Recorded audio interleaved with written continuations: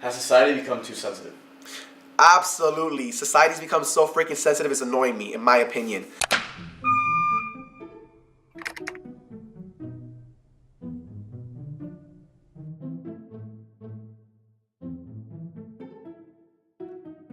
PC people, I don't like them. I think they're very annoying. I don't like safe spaces. I don't like microaggressions. Not that I don't like them. My goodness, I hope this doesn't come back to bite me in the butt if I try to become a politician or whatever, run for public office. But you know, look at the idea of safe space, right? It's at the end of the day, the reason why I don't like safe spaces is because you should respect someone's opinion with or without it being a safe space.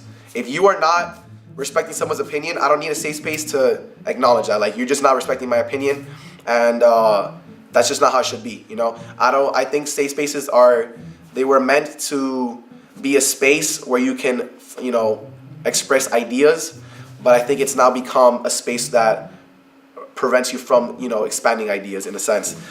Just because you can't offend anyone. If I disagree with you, it's not even about offending. It's just if I disagree with you, I can't say that in a safe space. You know.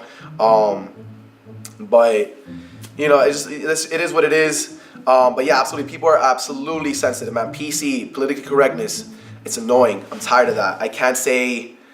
It's funny how people are like, oh, what that white guy, but you can't say that black guy, or you can't say that light skinned guy, or whatever it is. You know, like, people are too sensitive because they're not putting context to words. I will know if you're being racist. Very obvious. You know, just because I say, oh, that black kid over there is doing this and the other, it's not making me racist. All right. I'm just describing his skin color. If you say white, we do that for white people. You see a white guy, you'll be, oh, that white guy. Same thing. Now, when you're using racial slurs, obviously I'm not gonna name them, but that's just being blatantly racist.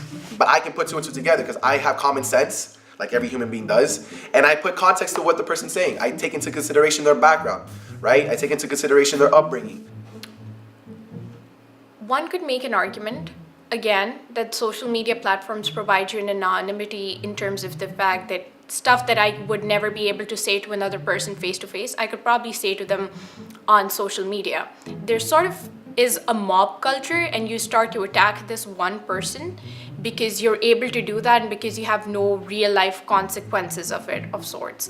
And yes, we probably have become more sensitive as a society.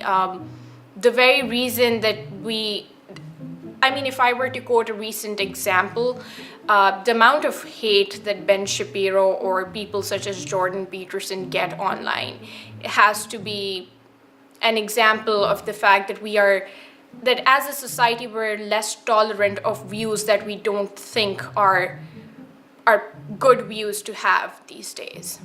And that takes away the freedom of speech as a whole, because everybody should be able to express what they say as long as they don't harm other people. But then again, you have the question of what is getting harmed at the end of the day, because people can have emotional harm or mental harm or stuff of the sort.